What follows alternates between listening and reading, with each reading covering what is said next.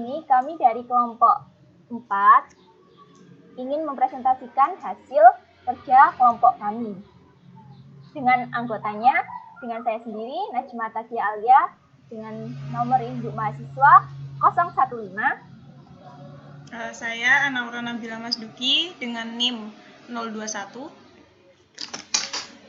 Saya Tracy Angeli NIM 035.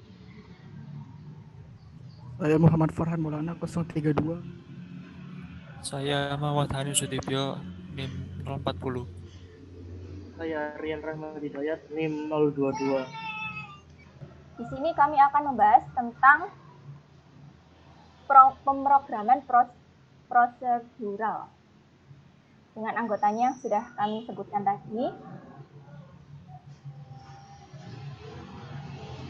Yang pertama, konsep pemrograman prosedural.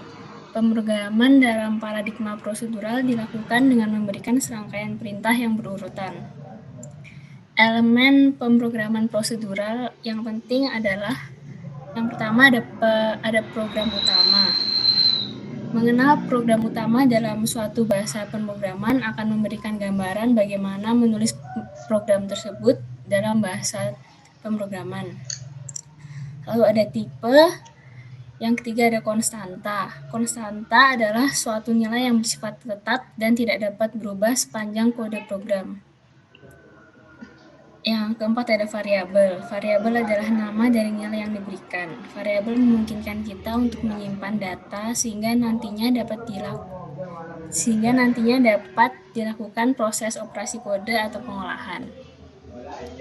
Yang kelima ada ekspresi, operator, dan operan.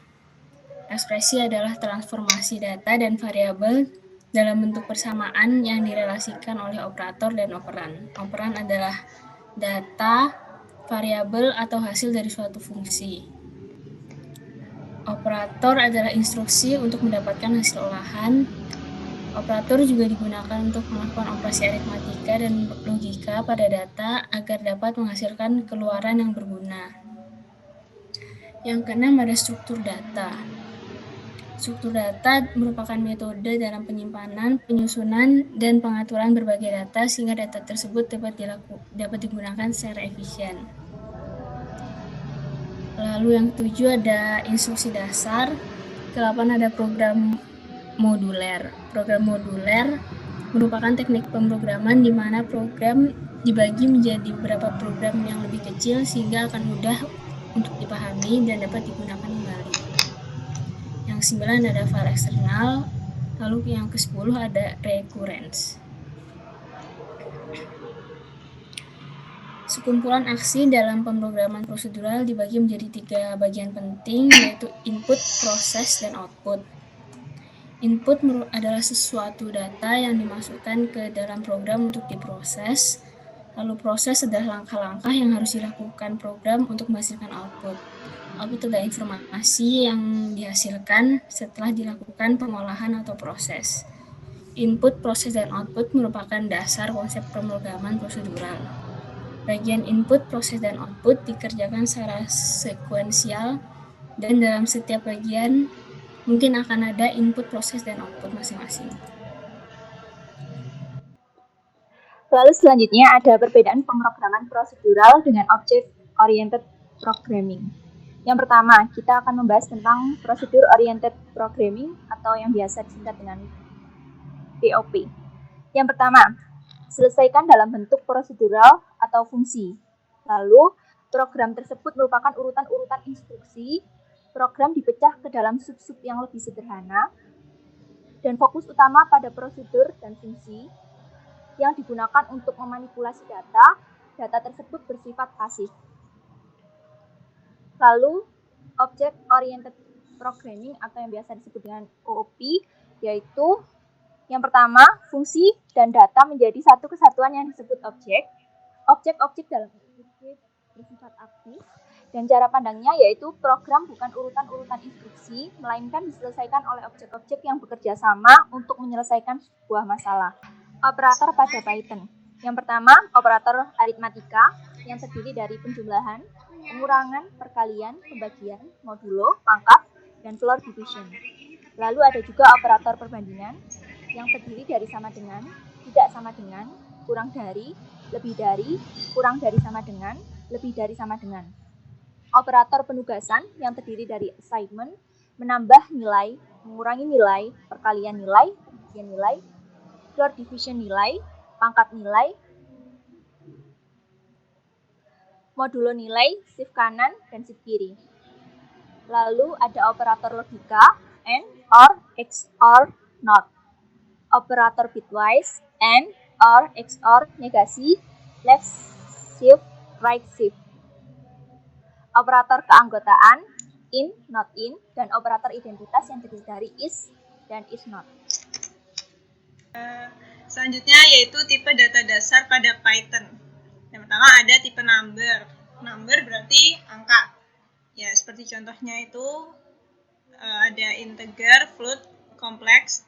Jadi 135 itu dimasukkan ke integer, kemudian float itu berarti angka desimal, kemudian kompleks itu gabungan antara angka dan huruf. Jadi contohnya 5J.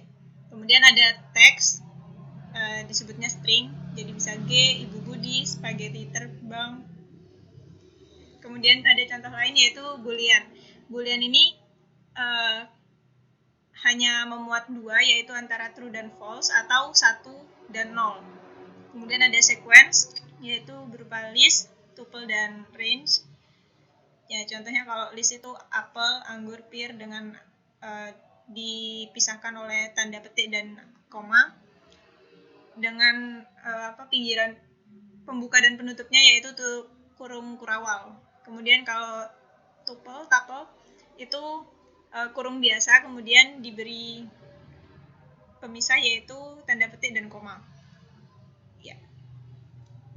Oke, kemudian untuk perintah input dan print pada Python, fungsi input di sini yaitu untuk memasukkan hasil ketikan sebagai objek. Ya, jadi tipe datanya akan berubah sesuai yang dimasukkan oleh user. Misalnya input dalam kurung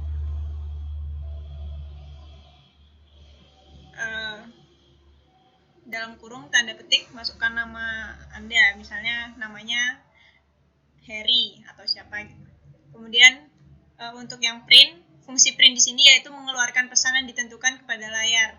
Jadi pesannya dapat berupa string atau bentuk objek lain yang diubah ke bentuk string sebelum dikeluarkan pada layar yang tertera di user. Jadi misalnya print dalam kurung tanda petik halo selamat pagi dan lain-lain. Saya akan menjelaskan jawaban dari soal pada PPT nomor 1, yaitu program menghitung umur. Program akan menerima input nama dan tanggal lahir dari user. Lalu program akan melakukan pemrosesan dan mengeluarkan nama dan umur dari orang tersebut dan tahunnya. Dimulai dari memasukkan nama user. Di sini contohnya itu Solimin. Terus di sini kita menggunakan library datetime dengan modul datetime dan date. Lalu kita print ini masukkan tanggal lahir dengan format hari, bulan, dan tahun. Kita menggunakan metode strip time dari modul datetime dengan diformat day, month, dan year. Lalu kita membuat sebuah fungsi bernama hitung umur yang isinya yaitu program meminta tanggal sekarang dengan date.today ini. Lalu program mengembalikan tanggal sekarang, tahun sekarang dikurangi tahun lahir yang sudah dimasukkan di atas, dikurangi jika bulan dan hari ini belum melewati hari dan bulan ulang tahun orang tersebut, maka akan mengeluarkan nilai 1 dan akan mengurangi tahun dalam fungsi hitung umur ini. Makan tanggal, bulan, dan tahun lahir kan, terus akan di print halo nama user, umurmu hari ini adalah, lalu hasil hitung dari fungsi umur dan diakhiri oleh tahun. Lalu selanjutnya program menghitung sisi miring segitiga. Program menerima input alas dan tinggi segitiga siku-siku. Lalu program akan mengeluarkan panjang sisi miring dari segitiga siku-siku tersebut. Yang pertama kita menggunakan modul math, lalu kita print dengan kata-kata masukkan alas dan tinggi segitiga, lalu kemudian alas sama dengan float, lalu input alas segitiga, lalu tinggi float input tinggi segitiga. Kita menggunakan float karena kemungkinan angka tidak hanya bilangan bulat, namun bilangan desimal juga dapat mungkin.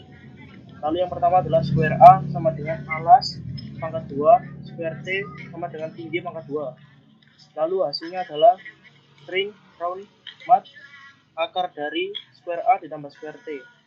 Lalu kita dapatkan hasilnya adalah alas segitiga 8, tingginya 4. Lalu kita print sisi miring segitiga adalah koma result replace titik diganti koma, sehingga hasil akhirnya yang sebenarnya 8.944 menjadi 8,944.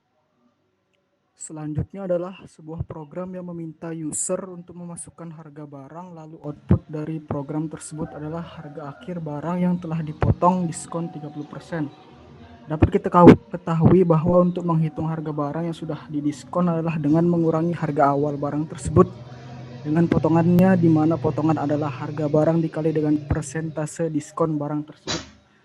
Kemudian kita membutuhkan nilai dari harga barang. Harga barang nantinya akan diinput ke dalam program dengan fungsi input, sehingga dapat kita tuliskan sebagai harga sama dengan int input masukkan harga barang.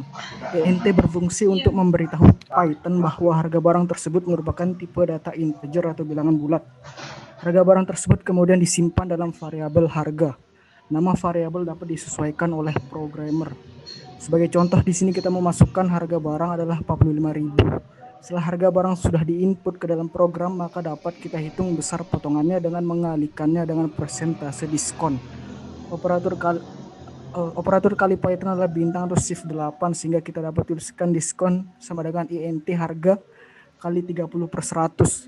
Besar potongan barang tersebut kemudian disimpan dalam variabel diskon. Untuk mengetahui harga akhir, maka kita akan mengurangi harga awal barang tersebut dengan besar potongan atau diskon tadi. Dapat kita tuliskan sebagai harga underscore akhir sama dengan harga dikurangi diskon. Harga akhir akan disimpan pada variabel harga underscore akhir. Langkah terakhir adalah menampilkan hasil eksekusi program kepada user dengan fungsi print. Fungsi print akan menampilkan harga barang yang sudah dipotong diskon tadi dengan menuliskan kode print harga akhir adalah rp_2, format harga underscore akhir replace. Fungsi format digunakan untuk mengatur format string yang nantinya akan dicetak untuk ditampilkan ke layar. Untuk mempermudah user dengan memisahkan nilai ribuan, kita menggunakan kurung kurawal titik 2 koma. Namun pemisahan ribuan ini akan berupa koma, sehingga kita dapat menggantinya menjadi titik agar sesuai dengan penulisan dalam KBBI. Untuk menggantinya menjadi titik, maka kita menggunakan replace ganti koma menjadi titik, sehingga hasil output atau harga barang 45.000 yang sudah mendapat diskon 30% adalah 31.500. Baik, sekian dari presentasi kelompok kami. Apabila ada salah kata yang disengaja, baik yang tidak disengaja, kami mengucapkan mohon maaf. Wassalamualaikum warahmatullahi wabarakatuh. Terima kasih telah menyaksikan. Jangan lupa subscribe, Like, comment, dan share ke teman-teman kalian. Dan sampai jumpa.